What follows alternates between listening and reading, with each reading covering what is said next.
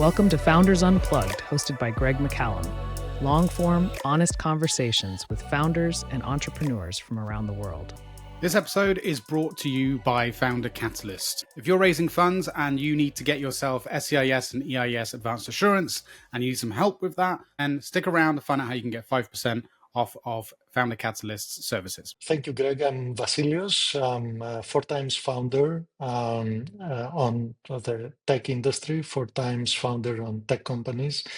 And I'm very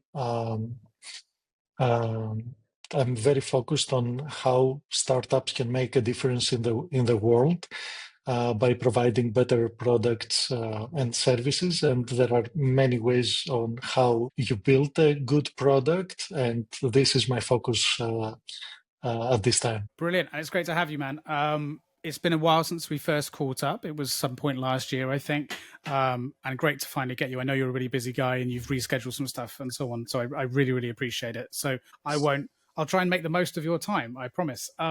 So look, I guess the first obvious question, you're welcome. And look, the first obvious question I have to ask you is about your experience as a founder. Like you said in your introduction there, you've been a multiple time founder. So talk us through that. What was the first venture? How did that come about? And then what happened after that? Like talk me through that journey. Yes, it's always the same story, actually. It's always a need that I have, a need that comes up for me, and then I try to solve it, and then I realize that other people have the same need, so I can sell the solution. This happened again and again. One of my first ventures was Wi-Fi installation implementation in hotels. It was the beginning of Wi-Fi many, many years ago. And since it was just the beginning, it wasn't, no hotel had Wi-Fi. So I was visiting hotels during my vacations, and I didn't have Wi-Fi. And my whole life I'm in tech. I cannot live without internet. So I was visiting hotels, and there was no Wi-Fi. So I said, okay, like somebody needs to do that. So I set up a company, and we create packages. And it was one of my first lessons that the product needs to be well thought end to end. So the customer needs to get everything ready. So we designed the product, we designed the packaging, we designed the plans, and we made it very easy for hotel owners and managers to very quickly decide if they want it or not. And then everything was implementation, support, maintenance, everything was packaged. So it was one of my first businesses. And how long did you run that for? And then what brought you to the next thing? And what was that? It was about 1 to 2 years.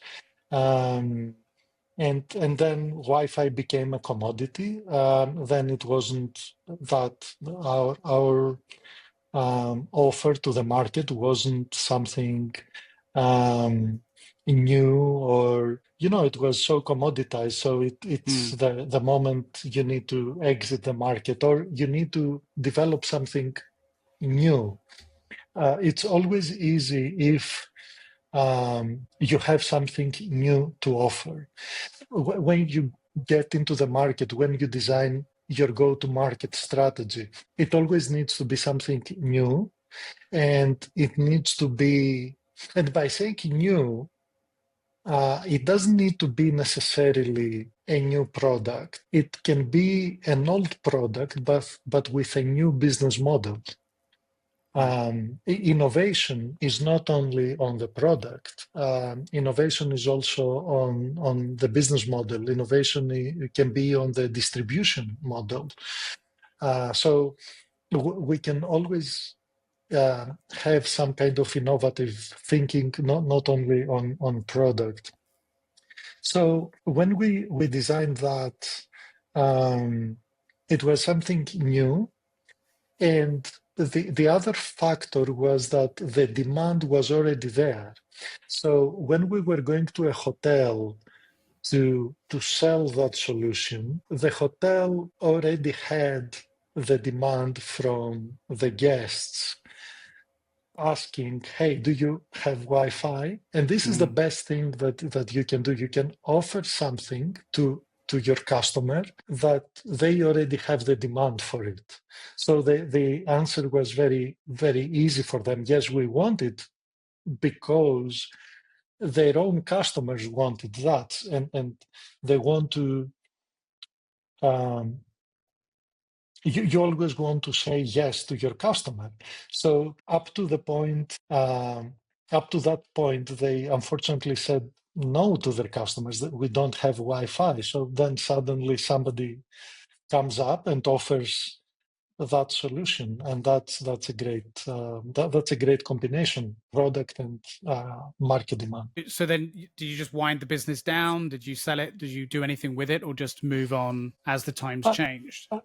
Unfortunately, I had to move from that area, so I just wind the business down.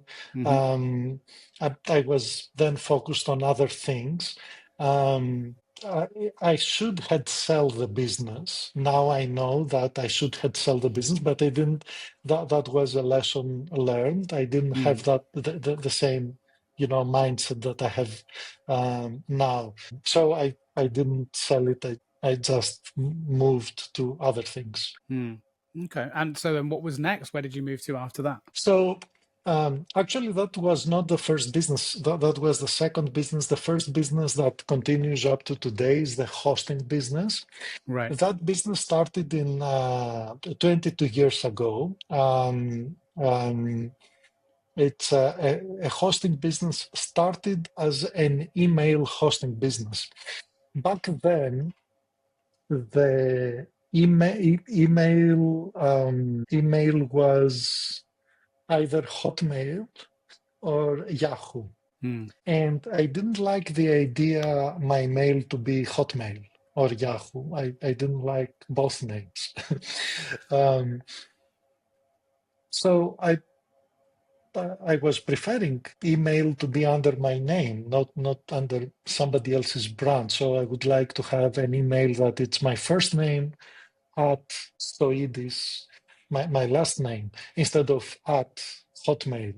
So since I'm an engineer, I knew how to build an email server, how to connect it with a domain name. So I built an email hosting service.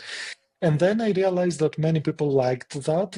When I was giving my email, they liked that, oh, it's your name, and how can I do that for myself? So I realized that there is a demand for that, and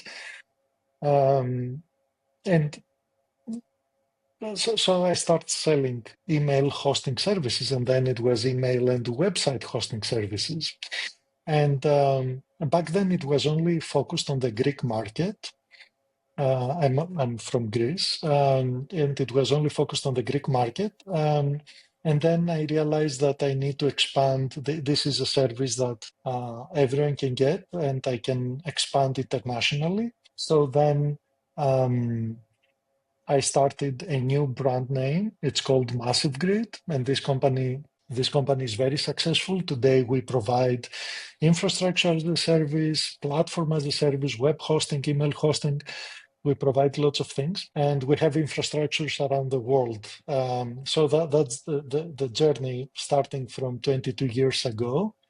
And what we have realized today is that there is even more demand about privacy. So it's the same thing that started 22 years ago, that you don't want your email to be somebody else's, Hotmail or Yahoo. And today this is very there are lots of privacy concerns when you're using public email services about your data, about now with the growth of AI, we know that lots of data are being used to train the model. So it's a matter of data actually sovereignty, where your data relies. So we are very focused now. The cloud provider, Massive Grid, is very focused on data privacy protection that we see that it's very important these days. And so that's the main business still, is it? So today I run two businesses. One is Massive Grid, the cloud provider, and the other one is 7L International, which is focused on um, building technologies. Actually, the two companies complement each other because Massive Grid hosts, right, 7L implements. So 7L is the creative part, and this is the place where we help lots of startups because by definition they're very creative, but also we help established companies, enterprises that they want to innovate. And actually it's the only way to move forward, or it's the only way to survive. You need always to innovate. And we also have a model for that. The model is that you always need to innovate and you always need to change, and you always, because you always need to adapt to the market. And the market is the people. And people change from generation to generation. Each generation has different characteristics. So that means that the market changes as the new generations become consumers. So businesses, it doesn't matter if it's a startup business or if it's an established enterprise, they need to follow that change. They need to stay relevant for the people to choose their products and services. And actually, this is why most businesses face challenges. There is this 10-year period where businesses face challenges. I don't remember the exact number. It's 60-70% of businesses fail after 10 years. It's a big amount. And the reason is that 10 years is the sweet spot of a generation. Generation is usually 20 to 25 years. So 10 years is the sweet spot of that generation. Snapshot of a market exactly. change, yeah. Exactly. It's you start from the fifth year that the generation starts having big traction as a percentage in the market, and then it grows. And then you have 10 years, which is the fruitful portion of that generation. And then that generation, the next generation comes into things. They become your consumers. So if you don't make that shift as a business in 10 years, you face very big challenges because you lose your customers. So you always need to think, what are the characteristics of the next generation of my clients and my consumers, and you need to start preparing your business. And it can be very simple things like communication. Communication channels, like how do you provide customer support? If you're talking about boomers, the boomer generation, they prefer talking on the phone. If you're talking about Gen Xers, they can talk on the phone, but they also like email, messaging, like it's a transitional generation. But if you're talking about millennials, Gen Z, they want to avoid the telephony communication. So if you haven't introduced new communications channels, you're going to create frustration to your customers. If you force them to communicate via telephone and stay on the line for 30 minutes before talking to somebody, like it can be considered for certain generations, it can be considered a torture.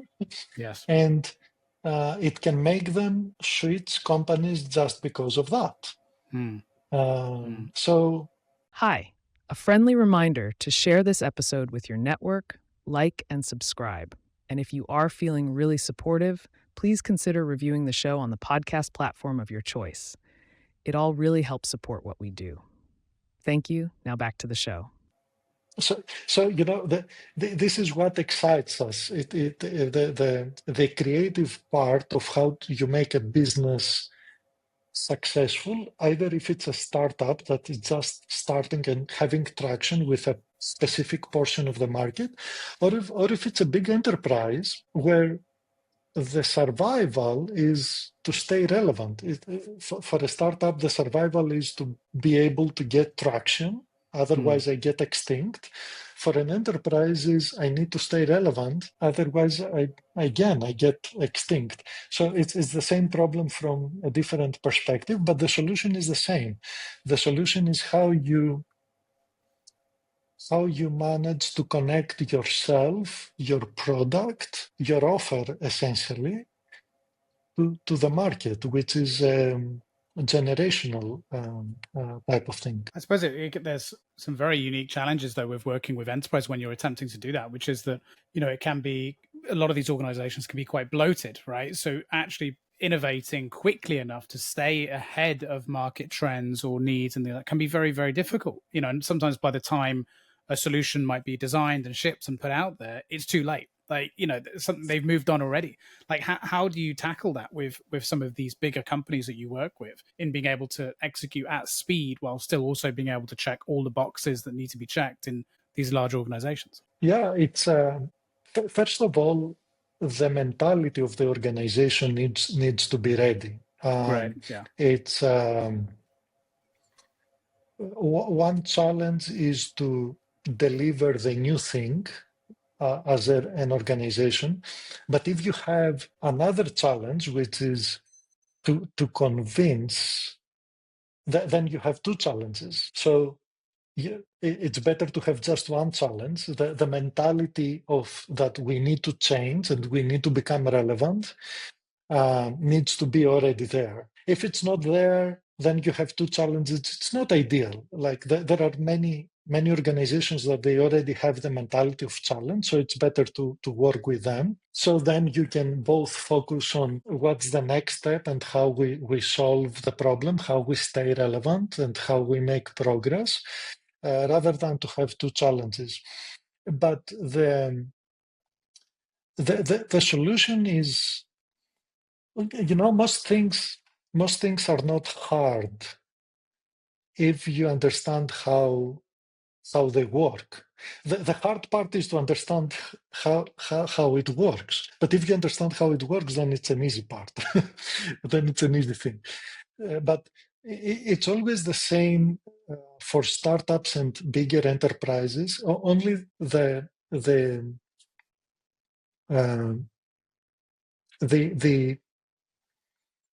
amounts change, but the mentality needs to be there. And then the go-to-market strategy needs to be successful in a way that it's very convenient and provides a very good user experience for the user. Once you have that, then you need to become very narrow.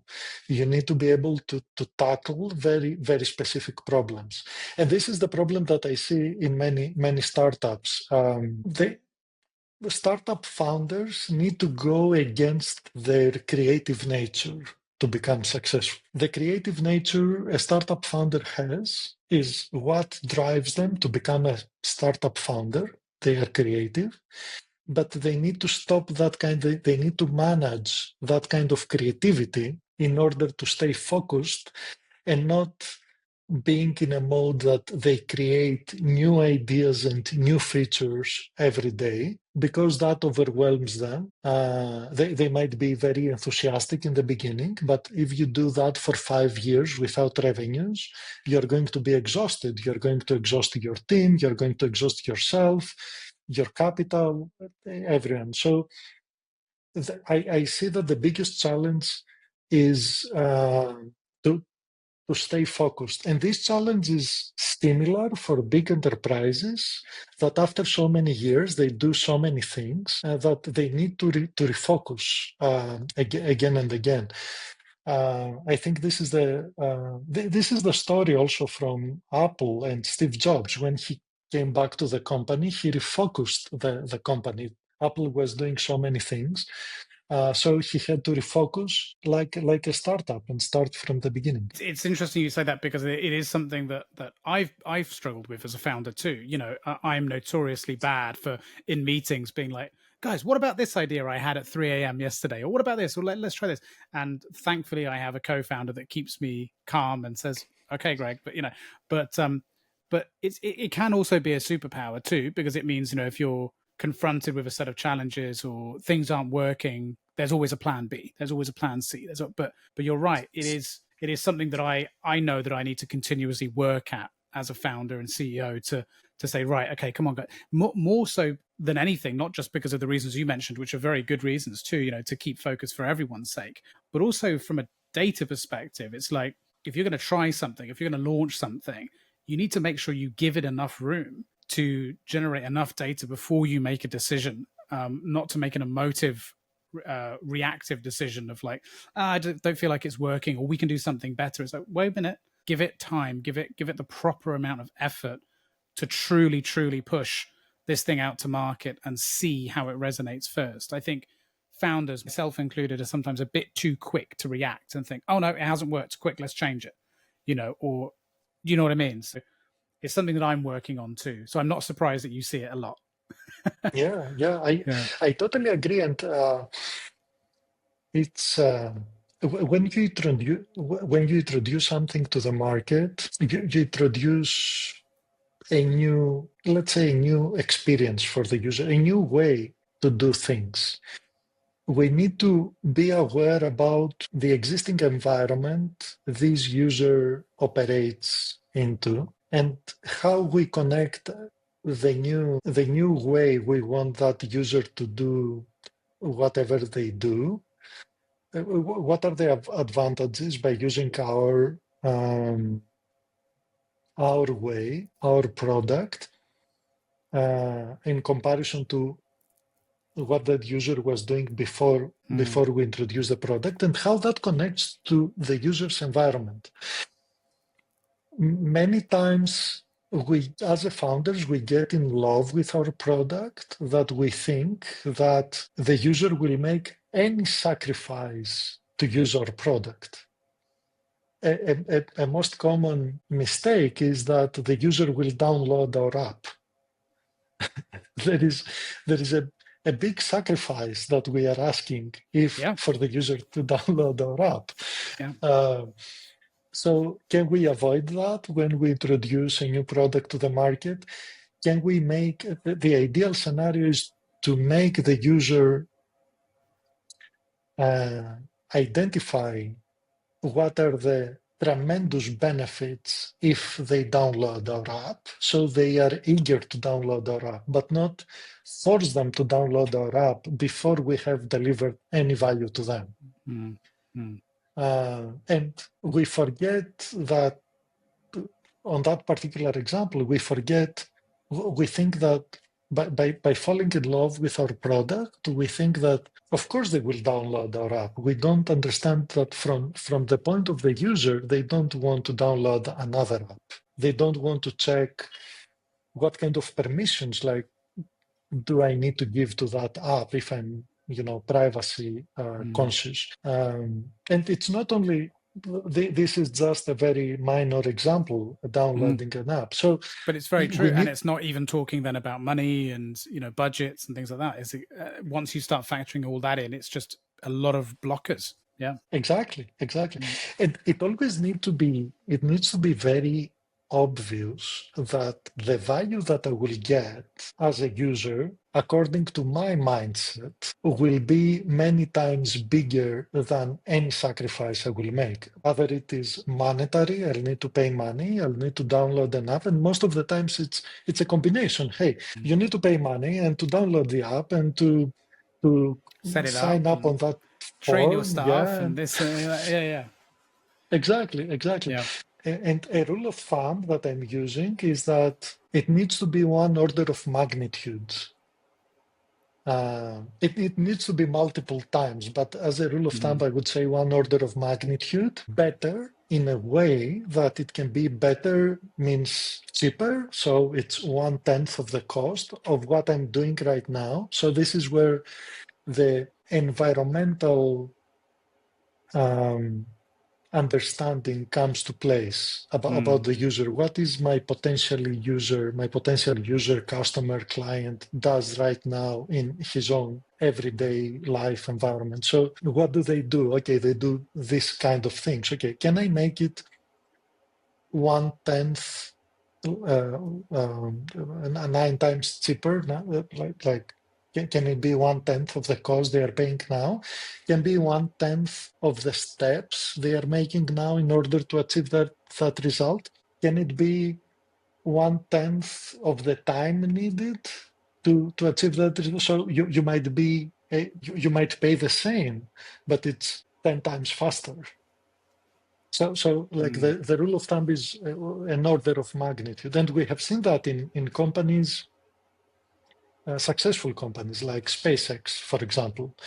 You can send a payload to space at 1/10 of the cost, and they have at least 10 times more frequent launches. So you don't need to wait for a year and pay 10 times more. So it's a no-brainer. Like, it's, of course I will use SpaceX to send my payload. Another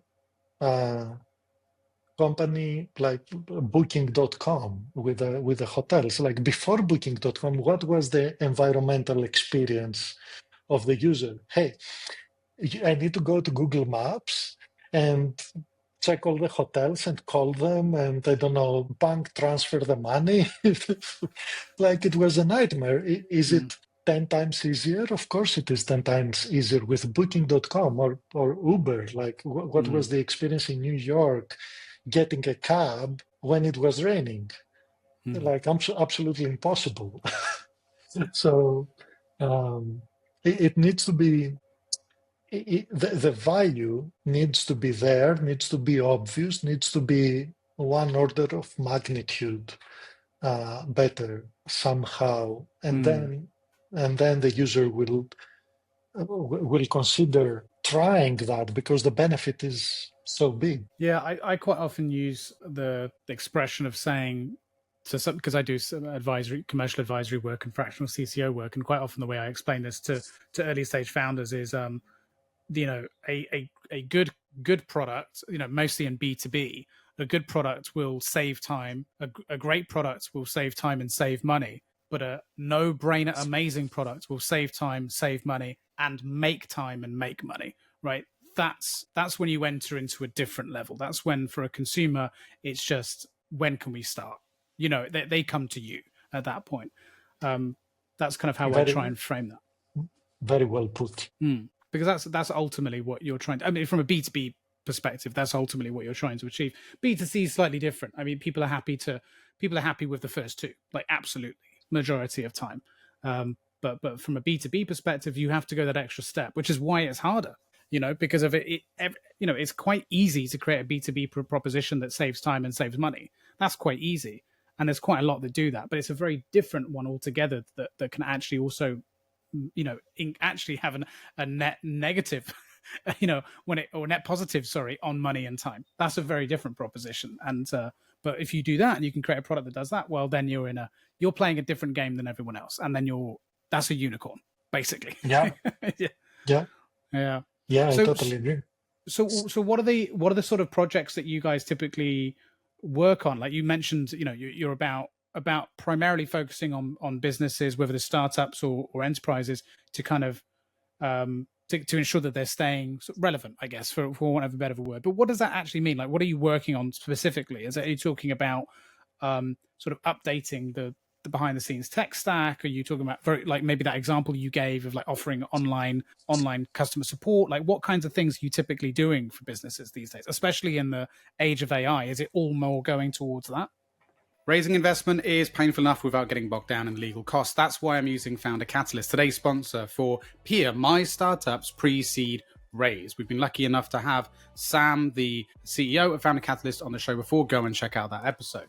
Their funding round service offers the most cost-effective way to produce funding round legals in the UK. It's just £1,495 excluding VAT, with no monthly fees or hidden extras, no matter how much you're raising. One Founder Catalyst customer recently raised 2.7 million and saved around £10,000 compared to the next option.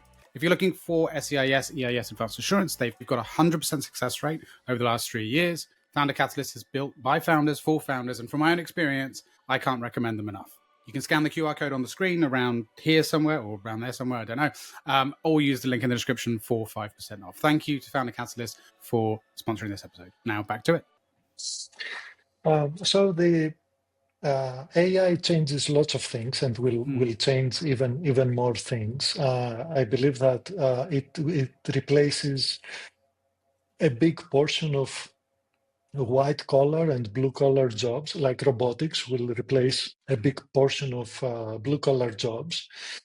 And AI today starts replacing a portion of white collar jobs and will replace even more as it becomes better and better. So I believe that certain things will become easier. So certain things about execution, like building a new product, will become easier. But other things like building a good product, meaning a product that will be successful, it can become more challenging because the easier it becomes to build a product, the bigger the competition will be about products. So you need to succeed in that competition by building a good product, meaning a successful product. A product that, as we said, it can provide value, and that it's very easy to understand. It's a very easy to use product.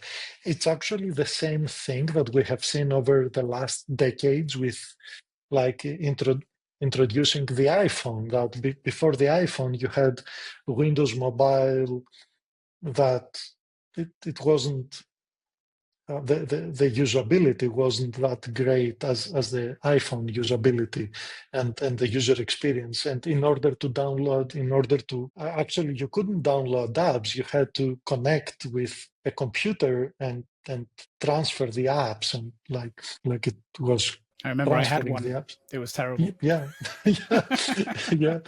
I got rid of it after like a week or something. It was really bad. Really? Yeah, it was really bad. Do you remember like it was the ActiveSync software you had to run on your Windows computer? And it had the worst screen as well because of like I dropped it like an inch from the ground and it smashed. I couldn't believe it. It was after like a week of having it as well. I just dropped it ever so slightly and it completely smashed. I was like, wow, this phone is shit. I'm getting Oh my god. Yeah, it's terrible. And it was they were very expensive back then. Like it like damaging it would hurt a lot. Yeah, it did.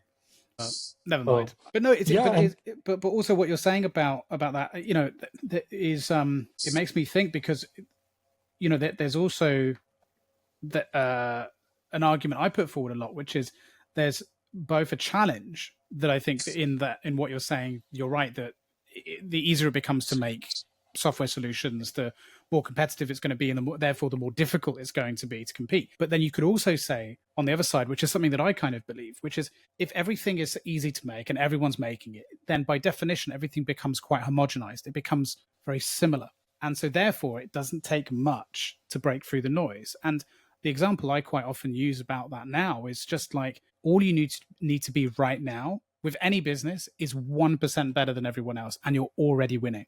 You know, you open a restaurant today, for example, all you need to do is have slightly better customer service than 99.9% of the restaurants or cafes in your area. Because if the bar is so low right now across the board, our expectations are so low for things like customer service, for things like customer support with software. Like, do you know what I mean? Like, at least that's my perception. Maybe I'm being a bit negative, but I just get this feeling like there is so little care by most businesses now on customer experience or user experience that all you need to do is be a little bit better and you can stand out.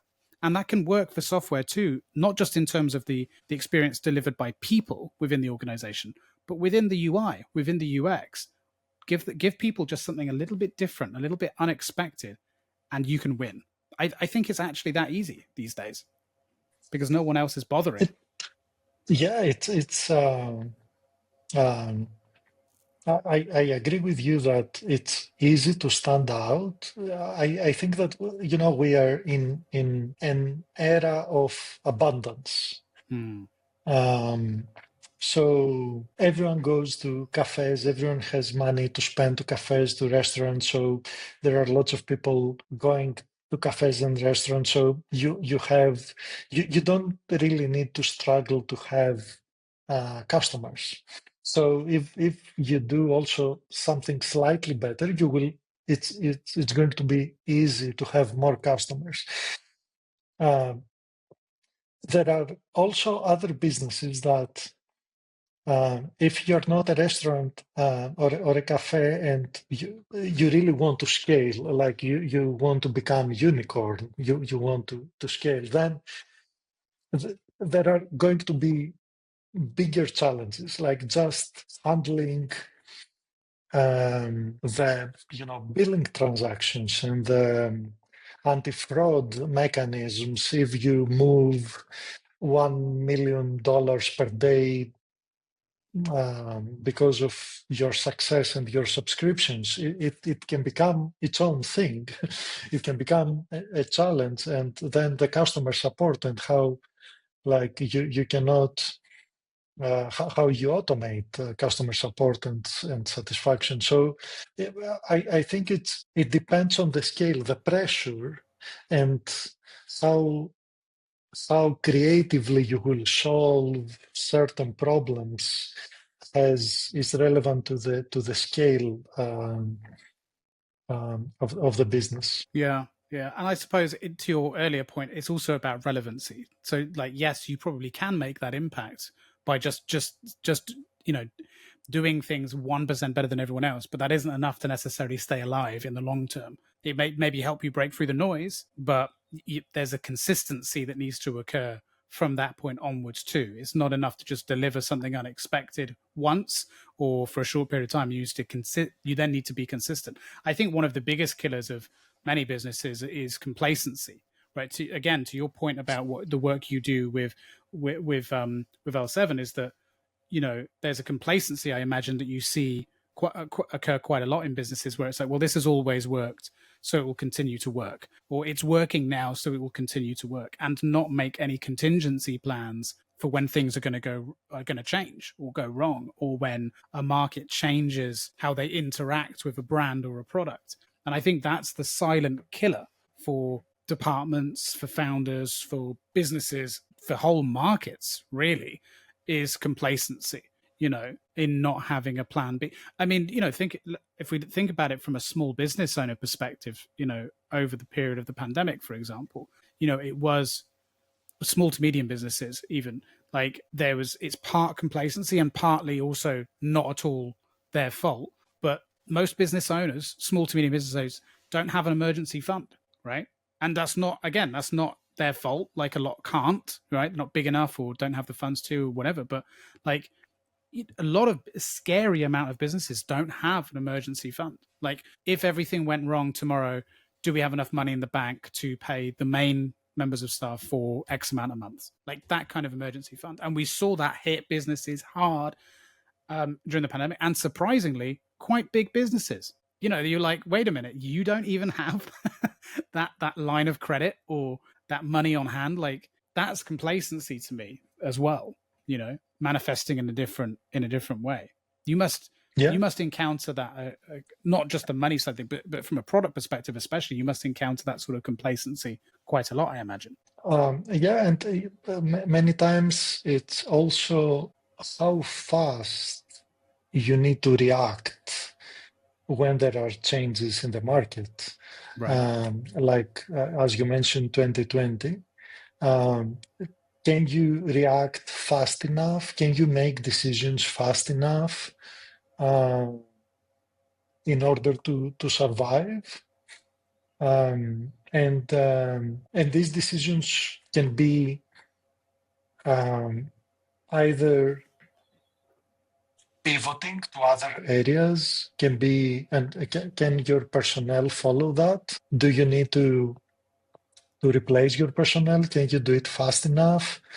There are so many challenges and questions. It's no surprise that 60-70% of the businesses don't make it more than 10 years, as we said previously.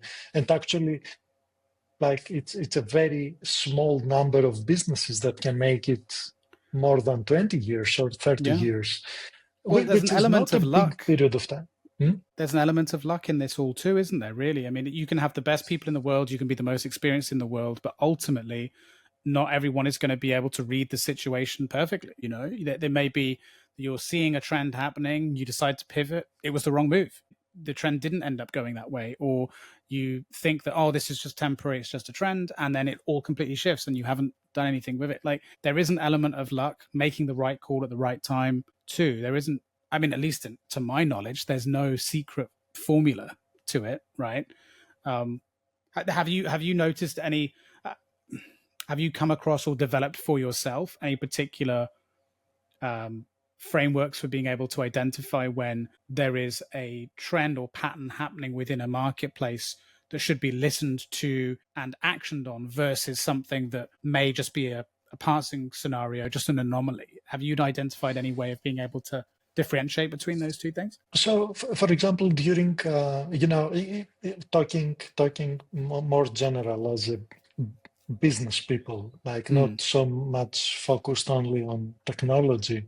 Sure. As the entrepreneurs in general, a trend that I didn't follow on purpose, it was any trend that had to do with COVID. Like I didn't pivot to sell masks, or because for me, it was, I thought that it would be just something with an end date, like temporary. So, and I always like to focus on long term trends, on long term and longer term dynamics, and usually global dynamics. Because I believe that if you really solve a problem, this problem is global. If you solve a local problem, it's great, but the bigger causes are causes humanity has. So it's global problems. This is why I call my company 7L International, because I don't believe in, like, I want to focus on problems, on solutions that they are global. Because if it's not global, it's not, it can be a great problem to solve, a local problem, and there are lots of big local problems. But my focus on technology is that technology should be useful for everyone. And so it needs to be, I don't like to solve temporary problems like needs from COVID, let's say, or local. I'm mostly keen on identifying things that can be useful for all humanity, and it's not something very short term for just a couple of years. Well, and I think that speaks to character as well, right? That there were definitely some people, and I know some of them, who saw that situation as an opportunity to jump on the bandwagon to make some quick money. No one really believed that it would be a long-term business model. They were in it because they knew full well they could come in, take advantage, make some money, and move on. I know a couple of people who were already kind of in that space in hygiene products and things. And so for them, it made sense. Their business model was already that. And that's slightly different. That's them filling a need in something that they were already passionate about. But it speaks to your character, and it speaks to the characters of those that did take advantage of it, on their mindset of what their relationship is, I guess, with entrepreneurialism. Do you know what I mean? And business. If you're just in it to try and hit the newest trend or take advantage of the newest disaster or whatever it might be, like, fine, there's business in that. There's an economy for that. But no one's really going to look at you and think you're a good guy. Like, you know what I mean? Like, they're just going to see you as that guy waiting for the car crash so you can go and, and take advantage of, and take some photos. Like, you're that guy, So, you know what I mean? Like, and then you sell the photos, and then you sell the photos. Exactly right. Have you seen the film Night? Yeah, have you seen the film Nightcrawler? No. Great film. You should watch it. I forgot the name of the actor now. I'm Really taking a note. Really big actor. Amazing guy.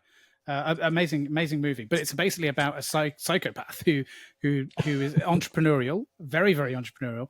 But his whole thing, he becomes a nightcrawler, which is someone that tries to find people in distress, people after car accidents, whatever, and get the new news and then sell it to the news, right? If you are enjoying this episode and want to support the show, please like, subscribe with notifications turned on, and let us know your thoughts and opinions in the comments below.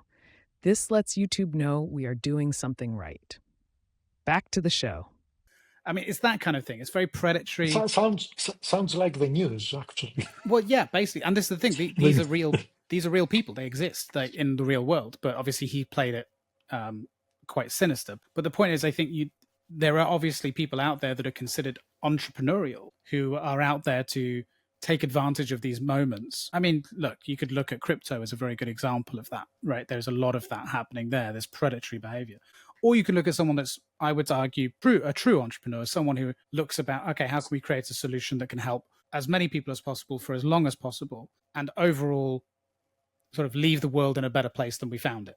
Do you know what I mean? Like to your point about SpaceX, for example, I don't know. Yeah, but a great cause to be able to go to Mars. Right, exactly. And make, like you said, bringing payloads into space more affordable and all of that, because that's going to have a direct impact on business as well in space, right? Which is something that people don't really talk about when it comes to Elon Musk and SpaceX. We talk about his big goal of going to Mars, but there's a lot more going on there, from a business perspective. You're 100% right. Like SpaceX, by reducing the cost of payload, made the satellite communications very affordable. Because right now, in order to have broadband internet at low latency, you need low Earth orbit satellites. If you have low Earth orbit satellites, they cannot be geostationary, so you need to have thousands of them. But in order to have thousands of them, it was very costly, because it's not only to launch the satellite. Satellites have a lifespan of, I don't know, depends on the satellite, 5-7 years, maybe less. So if you need 5,000 satellites, you need to replenish 5,000 satellites every 5 years, every 10 years. So you need to have lots of launches very often, every month, every week, in order to sustain. So the business model wasn't sustainable for satellite communication. So SpaceX allows that, makes it sustainable, end-to-end sustainable, meaning that what the user can pay actually for an internet service, and suddenly the whole world can have access to one of the most important things humanity have made, which is the internet. It's the global knowledge. And this is a big, we should celebrate that. It's a big deal. Yeah. Countries in Africa can have access to the global knowledge. And it is kind of crazy to me how little how that slipped under the radar, that Starlink, such an amazing achievement, has largely gone unnoticed. Like, that seems absolutely crazy to me. Yeah. I don't know how that happened. Is space tech something that you have quite a keen interest in then? I believe it's the news. It's the nightcrawler you mentioned earlier. It's where the narrative and the focus, which changes, by the way, because today we are talking about legacy media. Oh yeah, that's changing. Yeah, for sure. So there is a shift there, and actually it's a liberation, because people can have the liberty to choose how they are getting informed, and they can choose to be the informers themselves. Like, there is that saying now, which is, you are the news. Like, everyone is the news now, which is both good and bad. But that's what you get. Like, if in a free democracy, you get the good and the bad, like, together. That's unnegotiable. Exactly, and this is where the best outcomes come out from, because you have the good, the bad, you have the true information and the lies, we call them now misinformation. I don't know why, but like it's just lies. It's yeah, call it what it is. Lies or Yeah. disagreements. Like Yeah. either it's true or it's a lie, or either maybe it's true, but I think it's a lie, or maybe it's both. So I Yeah. disagree, or whatever. Like it's people's opinions, and you have to you need to have the plurality. You need to have the lies. You need to have everything. You need to have the plurality, because if you have both, then you are able to identify what works and what doesn't work. Exactly.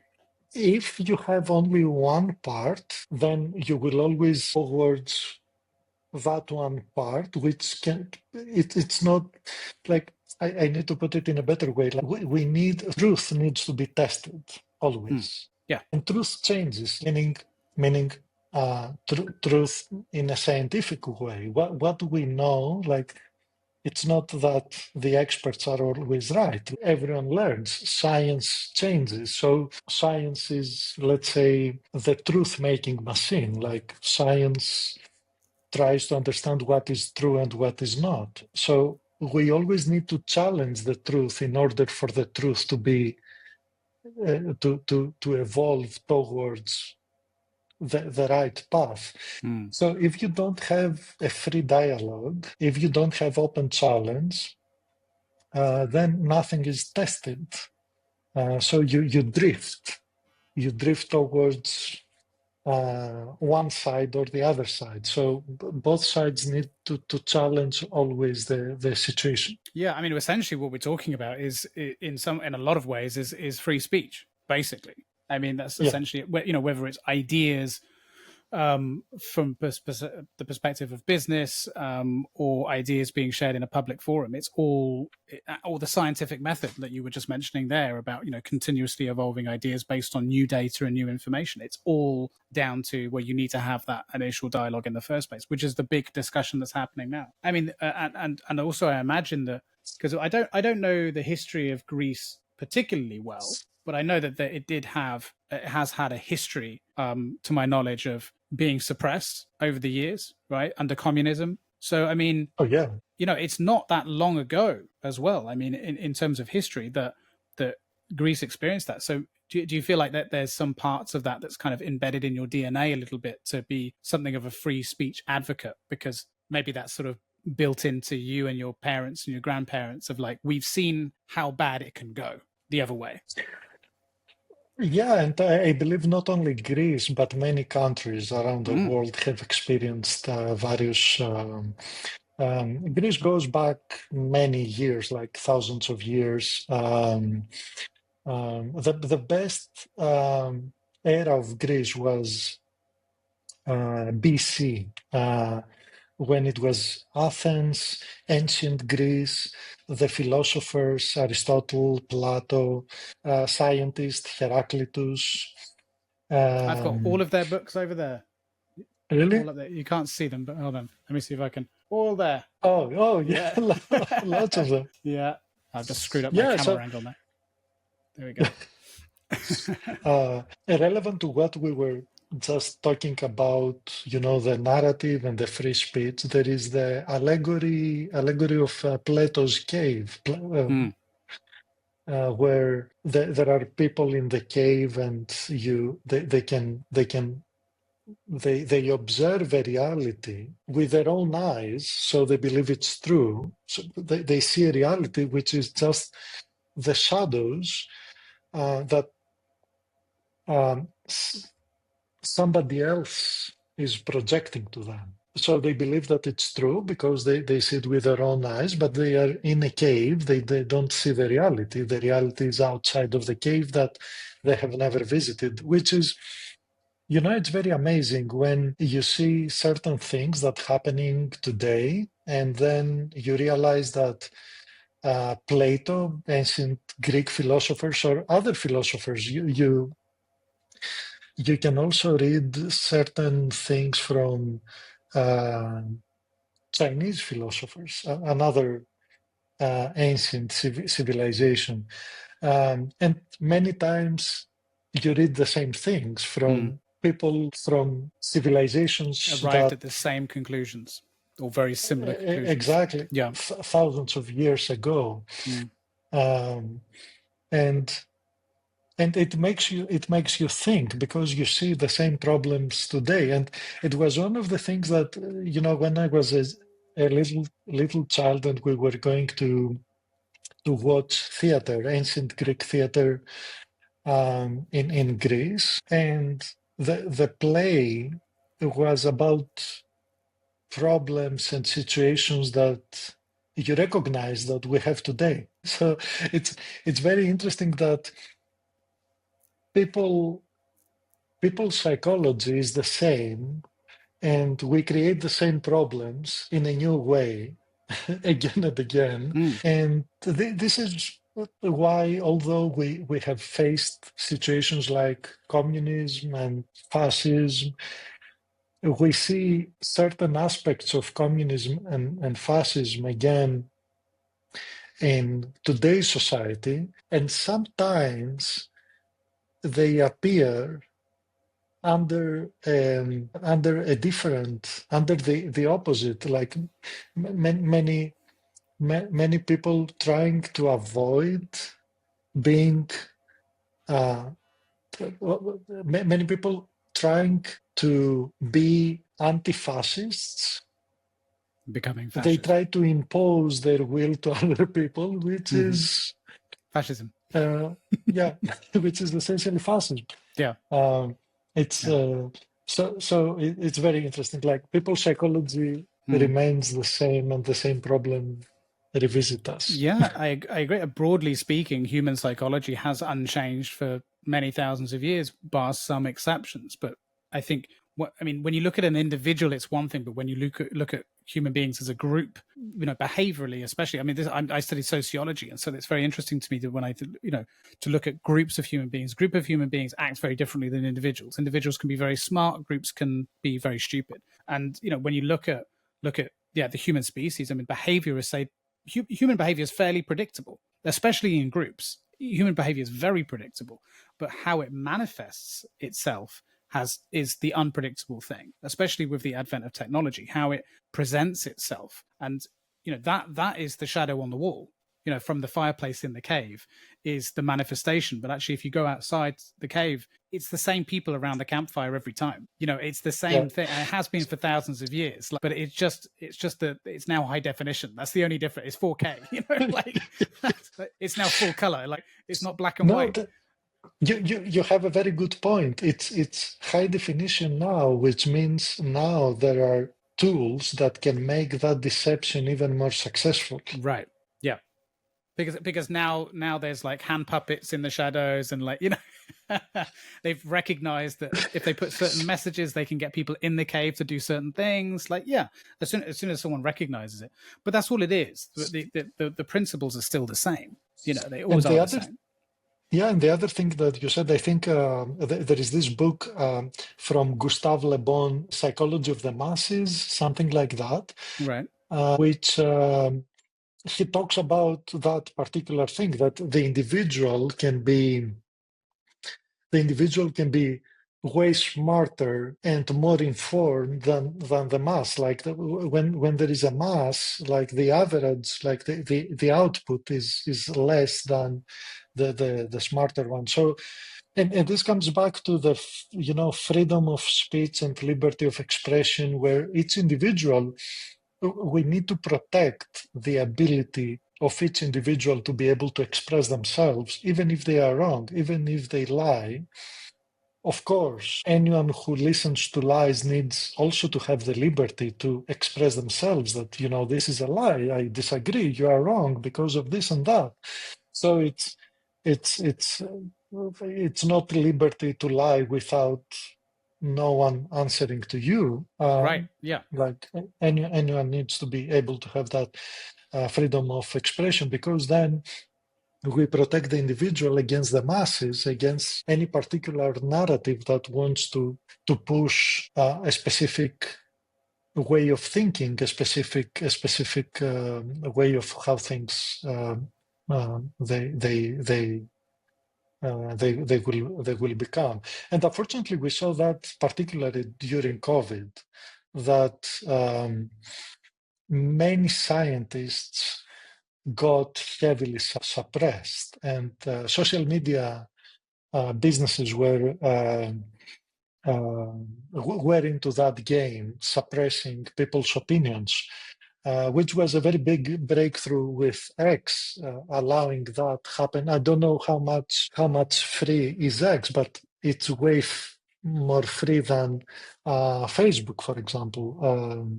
For good and bad, right? And which is the point. Yeah. It's like you've got to take the bad with the good. You can't just say, because then the problem becomes, who is the person making the decision as to what is good and what is bad? That's the problem. Exactly. What are their agendas? What is their decision-making process to decide that? No one should decide that. Yeah, the problem with Galileo, that the science back then, the experts, I don't know if it was called science, but the experts back then were against Galileo, which was the individual, and they were the experts, the authority, and he was just an individual, but he was right.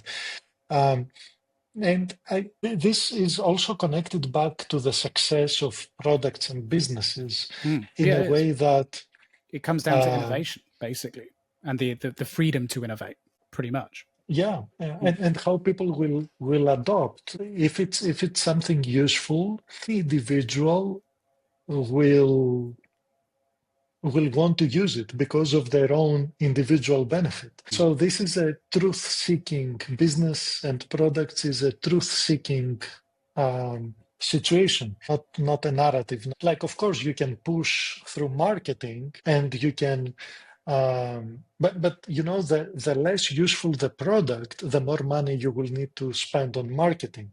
Marketing is essentially a tax, depending on how successful the product is, because if the product is very successful and everyone who uses it is very enthusiastic, they will become your ambassadors, they will become your sales force. But if you need to convince people to use the product, they are not so enthusiastic about the product, then you need to spend lots of money on marketing, so you need to pay a higher tax. I like that. I'm going to steal that it's marketing as a tax. I stole it also from somewhere. I don't like it. That's good. I like that.